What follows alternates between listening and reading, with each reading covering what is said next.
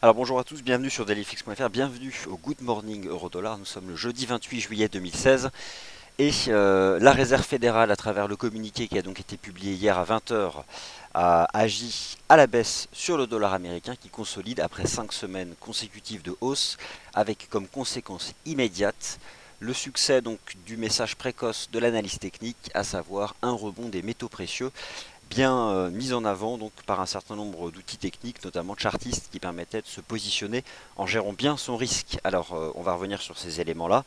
Je vais revenir sur les paires en dollars, parce que la baisse du dollar US a un impact, même sur l'USD4 qui se replie légèrement. Je vais revenir aussi sur le contenu du communiqué du FOMC qui est très très court, et en réalité le marché s'est focalisé sur quelques lignes comme d'habitude, le régime des prix, l'inflation, et dès lors que le marché a lu dans le communiqué que la Fed s'inquiétait toujours des perspectives du prix de l'énergie, eh bien ça reporte dans le temps donc la poursuite du resserrement monétaire de la Fed. Alors, bienvenue, je vous invite à prendre connaissance de l'avertissement sur les risques liés au trading, et on va passer en revue ensemble le communiqué de la Fed. Vous avez donc sous les yeux le communiqué. Trader sur marge comporte un risque élevé et ne peut être recommandé à tout investisseur, car cela peut générer des pertes qui dépassent votre capital de trading. Alors, pas de triomphalisme, on peut mettre en avant le succès de scénario lorsque ça fonctionne, et aussi surtout reconnaître lorsque ça ne fonctionne pas. Je vais par exemple revenir sur l'USD4 qui se replie et qui peut-être malmène certaines personnes en position à l'achat. Alors, tout d'abord, le communiqué du FOMC. Vous l'avez sous les yeux. Je poste quelques commentaires. Le PF.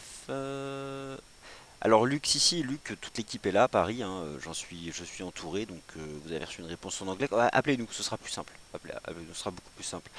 Appelez le service client. L'équipe, tout le monde est là, là, et les lignes ne sont pas occupées, donc allez-y. C'est quand même mieux de recevoir la réponse en français. Alors, donc sous vos yeux, le communiqué du FOMC. Je vous donne le lien vers ce communiqué, comme ça vous pouvez le lire. Alors, comme évoqué hier, il y a un certain nombre de paragraphes qui sont très communs à ceux qui avaient été publiés en juin dernier. La Réserve fédérale a presque fait du copier-coller.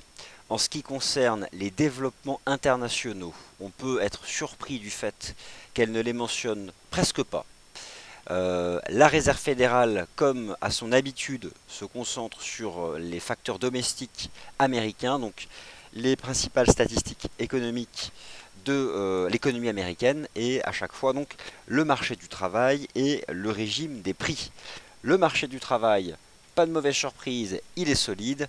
Et quant au régime des prix, la Fed a précisé une seule chose: nous sommes toujours très en deçà de notre cible d'inflation à 2%, et nous nous inquiétons toujours du prix de l'énergie, et nous envisageons donc de resserrer la politique monétaire de manière très graduelle. Pour les traders aux États-Unis, c'est un message clair en faveur donc d'un report dans le temps de du resserrement monétaire. Regardez juste cette ligne. Voilà. Déclin du prix de l'énergie. C'est uniquement cette ligne qui a entraîné donc une consolidation du dollar américain. Alors cette consolidation du dollar US pouvait être envisagée pour ceux qui utilisent l'analyse technique des marchés financiers, puisque ce dollar, après 5 semaines consécutives de hausse, se retrouvait au contact d'une oblique de résistance. Alors attention, on aurait pu la franchir, puis nous n'avions pas, nous, ici, de stratégie particulière, parce que on avait bien conscience que tous les scénarios étaient ouverts. En réalité, là où notre vue de marché s'était concentrée, c'était sur les métaux précieux qui, dès hier après-midi, bénéficiaient, ou en tout cas commençaient à bénéficier d'un momentum positif suite à la publication du taux de croissance des commandes de biens durables aux États-Unis au mois de juin qui était décevante. Et donc, conséquence immédiate de ce communiqué du FOMC, rebond du prix de l'once d'or sur sa fameuse ligne de tendance haussière chartiste. Alors, moi j'applique toujours l'approche prix-momentum, et j'ai donc ici un prix qui progresse, qui rebondit sur la ligne de tendance chartiste, qui dépasse, et c'est ce dont j'avais besoin techniquement pour envisager un nouveau plus haut, la fameuse moyenne mobile à 50 périodes sur l'horizon de temps 4 heures. Superbe donc bougie japonaise de cassure, et désormais donc on peut envisager un marché qui remonte chercher ici sur le métal jaune le niveau des 1347, qui est donc ce cours de clôture. Alors je vais le positionner et ce sera la cible, en tout cas une des cibles que défend l'analyse technique. Laissez-moi juste la positionner et voilà, c'est parfait. Donc on y est. Alors, à très court terme, on a un beau chandelier H4. Regardez le comportement de la catégorie des traders particuliers dans le monde. Envolée donc de l'once d'or, explosion des positions short qui gagnent 10 points. On est passé de 38% de vendeurs à plus de 50% de vendeurs. Donc généralement, lorsque cette catégorie de traders se comporte comme ça, c'est qu'on peut, en tout cas c'est un des éléments qui invite à faire confiance au mouvement, à la dynamique qui a démarré sur les prix. D'autre part, lorsque je regarde le RSI, ici, eh bien, il sort par le haut d'un range compris entre 30 et 50, et ça aussi c'est très positif. Donc, si vous aviez acheté l'or avant le communiqué du FOMC, je vous invite désormais à clairement gérer votre risque en utilisant, soit pour laisser la chance au trade, la moyenne mobile à 50 périodes sur l'horizon de temps 4 heures, ou encore en utilisant le cours d'ouverture du grand corps de cassure. Le cours d'ouverture du grand corps de cassure, c'est 1327. Donc voilà, ça peut être aussi un niveau en dessous duquel vous pouvez remonter vos stops de protection, 1327 $. Et donc viser plus haut à court terme. Moi j'envisage désormais cette semaine une remontée en direction des 1347. Allez, c'est pas l'objet de ce webinaire, je voulais juste repasser rapidement sur le XAUSD. Non, on va passer sur les devises, puisque c'est l'objet du Good Morning Euro Dollar. On aura largement le temps à 10h30 de faire le point sur les matières premières. Alors donc, le dollar US consolide. On va regarder ça sur les paires en dollars. N'oubliez pas, la nuit prochaine, donc dans la nuit de jeudi à vendredi, on attend cette fois-ci donc la prochaine décision de politique monétaire de la Banque centrale du Japon. Alors attendez, juste un peu de temps que les graphiques se chargent, ça va arriver.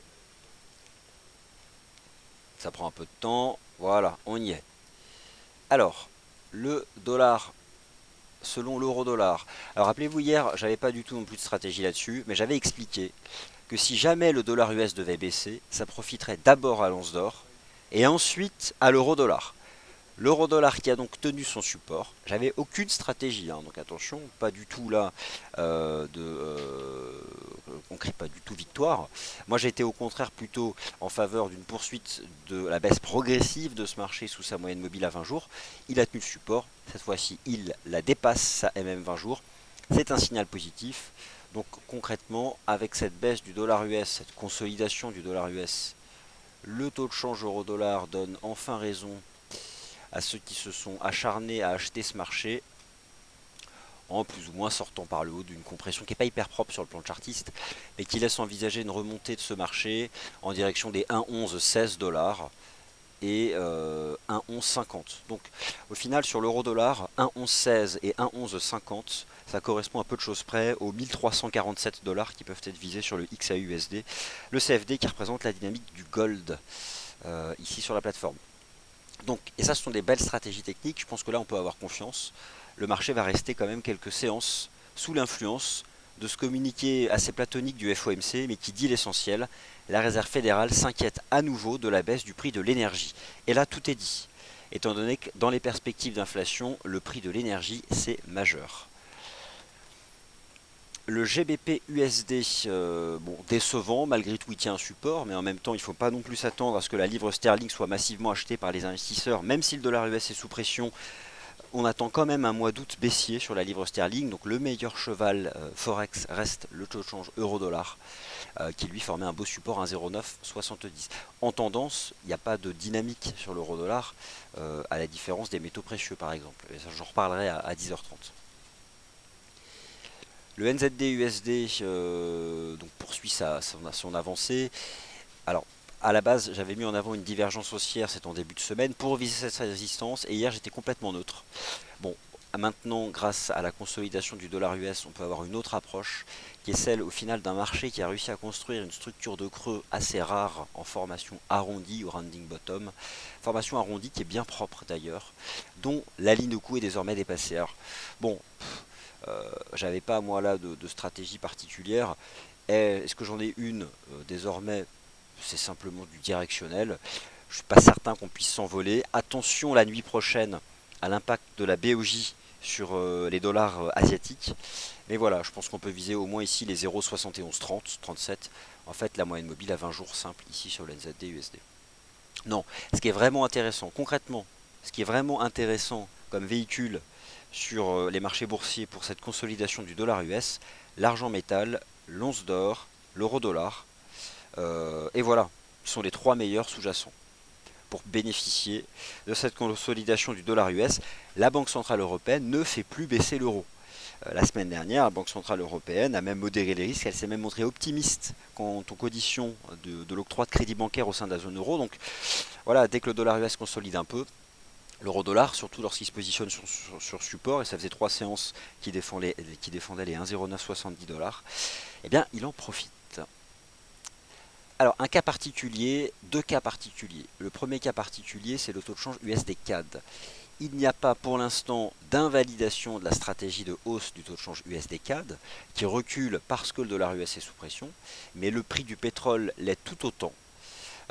Simplement, voilà, là le marché pense à la Fed, mais hier, le communiqué de la Fed s'inquiète de l'évolution à venir justement du prix de l'énergie. Donc, je pense qu'on fait simplement un retracement. Il est ample, je l'avoue. Les moyennes mobiles journalières sur ce marché sont assez éloignées du niveau actuel des cours. Je pense qu'on fait une temporisation beaucoup plus profonde que j'envisageais. Pour être parfaitement honnête, je pensais qu'ici on avait une bougie de cassure et j'avais invité à utiliser le cours d'ouverture pour gérer son risque. En l'état, c'est stoppé. Donc, ça, je le reconnais. Je vais passer en cours de clôture pour simplement, je vais enlever ça, qu'on y voit plus propre, qu'on y voit plus clair, pardon. Et simplement pour rappeler qu'en fait, la console latérale dont on est sorti, elle était assez largement, c'était une formation triangulaire sur le plan chartiste, et le marché effectue ici, je pense, un mouvement de retour. Donc voilà à peu près l'approche que moi je peux vous proposer sur ce marché. Le dollar US est légèrement sous pression à court terme, ce qui, je pense, va durer un peu encore, parce que techniquement parlant, j'entrevois un peu plus de potentiel pour l'euro-dollar, l'argent métal et l'once d'or. Malgré tout, le prix du pétrole peut rester sous pression. Alors là, on devrait revenir se poser vers les 1,31, dans l'attente des principales moyennes mobiles, dont la pente est haussière, dont l'alignement est caractéristique d'un marché haussier. Donc, patience. Ceux qui ont finalement acheté sur la cassure ici, et je l'envisageais aussi, c'est une stratégie invalidée, ou au moins invalidée, mais à break-even, donc à stop 0, pour y revenir plus tard. C'était le danger de cette stratégie, c'était le dollar US. Et il a choisi, avec la Fed, la consolidation, que l'on retrouve aussi ici sur l'US dollar index de FXM, qui réintègre ce niveau, qui redevient donc résistance, et qui me fait donc pencher en faveur d'un repli de dollar US dans cette direction-là. Envisager un repli du dollar US dans cette zone, et je pense qu'ici on pourra l'acheter, c'est donc un euro-dollar qui va remonter chercher les 1,1116 $, cours de clôture ici du 14, et les 1,1153 $.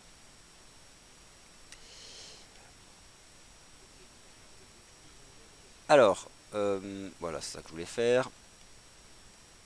Ah, la Fed, donc de toute façon, voilà, hein, constatant un début de déclin du prix de l'énergie, bah, elle s'est jetée à plein corps dans la guerre d'échange. Donc, voilà, la Fed, elle est jamais le dindon de la farce parmi les banques centrales. Elle l'a encore démontré. L'USD Yen, je n'en attendais rien, et effectivement, il y a un superbe range technique. Vous vous mettez sur l'horizon de temps journalier sur la plateforme, un trading range cadré par deux indicateurs de tendance, comme d'habitude, la moyenne mobile à 20 jours et celle à 50 jours. Un range dans lequel le marché va rester jusqu'à ce soir, soit une BOJ qui n'annonce rien du tout, et dans ces cas-là, ça monte, ça baisse, pardon, le yen se renforce, ou au contraire qui surprend son monde, exactement comme l'a fait en début de semaine le gouvernement japonais de Shinzo Abe, avec donc un niveau inattendu pour le plan de relance budgétaire. Cette intervention de la BOJ, elle est purement spéculative. Le marché spéculait déjà dessus la semaine dernière jusqu'à ce que son gouverneur, M. Haruhiko Kuroda, prenne la parole encore une fois de manière inopinée en disant « Nous ne changerons rien du tout ». Mais voilà, la Banque centrale du Japon, qui maîtrise mieux que les banques centrales le verbe, elle est coutumière des fêtes surprises. Donc, attention, à votre place, je n'aurai aucune stratégie BOJ sous peine de menacer vos positions ouvertes avec la volatilité. Donc pour l'instant, on est vraiment dans ce range-là.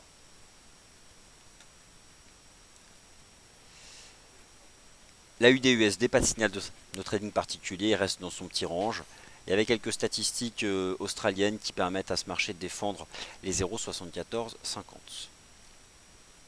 Donc pour résumer ce Good Morning Euro Dollar, un communiqué de la Fed dovish parce qu'il met en avant le prix de l'énergie, un once d'or et un argent métal qui s'envolent, comme envisagé par nos vues de marché, un DXY qui recule sous une oblique chartiste et parmi toutes les paires majeures, le taux de change qui bénéficie en premier lieu de cette consolidation du dollar US, c'est l'euro-dollar, rebond sur 1,0970 pour aller chercher 1,1116 et 1,1130 dollars.